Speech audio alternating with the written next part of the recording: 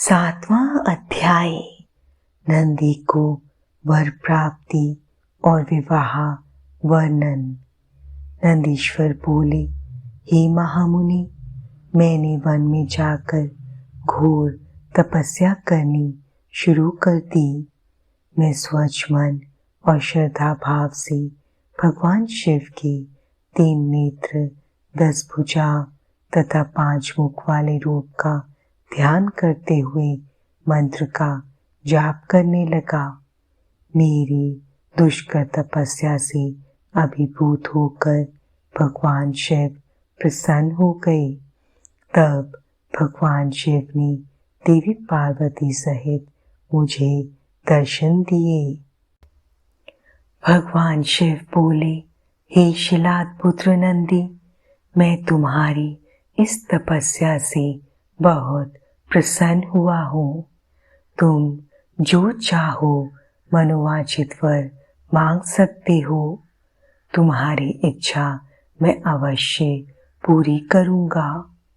देवाधिदेव भगवान शिव के यह उत्तम वचन सुनकर मैं उनके चरणों में गिर पड़ा और पुनः उनकी स्तुति करने लगा। तब भगवान शिव ने अपने हाथों से मुझे ऊपर उठाया और बोले, हे वत्स नंदी, मेरे होते हुए भला तुम्हें मृत्यु भय कैसा? तुम अजर अमर हो और सदा मेरे गणनायक बनकर रहोगे।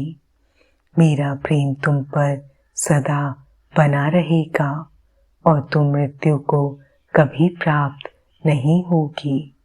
तुम्हारे घर पधारे ये दोनों मुनि मैंने ही भेजे थे।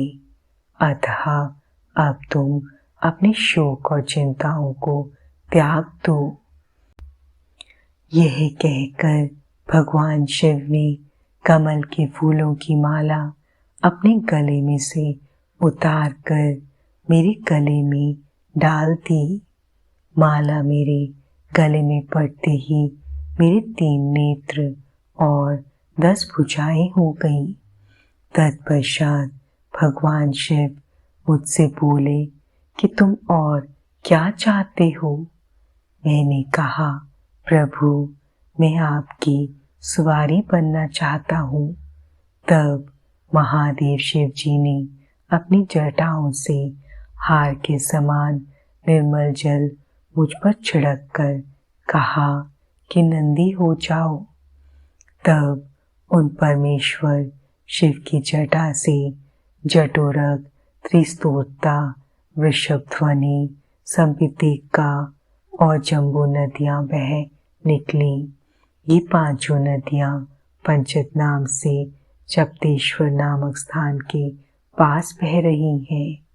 जो मनुष्य इन पंचनद नामक नदियों पर जाकर प्रसन्न मन से भगवान शिव की उपासना करता है, उसे परम मोक्ष की प्राप्ति होती है। उसकी सभी कामनाएं भगवान शिव अवश्य पूरी करते हैं। भगवान शिव ने देवी पार्वती से कहा कि देवी, मैं नंदी को अपने गणों का अधिपति बनाना चाहता हूँ। शिव जी के वचन सुनकर देवी पार्वती बोली, प्रभु, मैं नंदी को अपना पुत्र मानती हूँ। तब भगवान शिव ने अपने सभी गणों को बुलाकर उनसे कहा कि मैंने नंदी को आप सब गणों का अधिपति बनाया है। भगवान शिव का यह कथन सुनकर सभी गणों ने प्रसन्नता पूर्वक उन्हें अपना स्वामी स्वीकार किया। फिर सब देवताओं और मुनियों ने नंदी का अभिषेक किया। तत्पश्चात नंदी का विवाह मरुतों की सुंदर दिव्य कन्या सुयशा से संपन्न हुआ। नंदी ने सपनेक परमेश्वर शिव को नमस्कार किया। महादेव जी ने नंदी को ऐश्वर्य संपन्न, महायोगी, महान धनुधारी, अजय और महाबली होने का आशीर्वाद प्रदान किया। देवी पार्वती ने प्रसन्नता पूर्वक नंदी से मनोवांछित फल मांगने के लिए कहा। नंदी बोला कि हे माते, मेरी सदैव आपके चरणों में भक्ति बनी रही। यह सुनकर देवी पार्वती ने उसकी इच्छा पूर्ण कर दी। तत्पश्चात सब देवताओं ने भी हर्षित मन से मुझे अनेक वरदान प्रदान किए। तब भगवान शिव से आज्ञा लेकर सब उनका गुणगान करते हुए अपने स्थान को चले गए।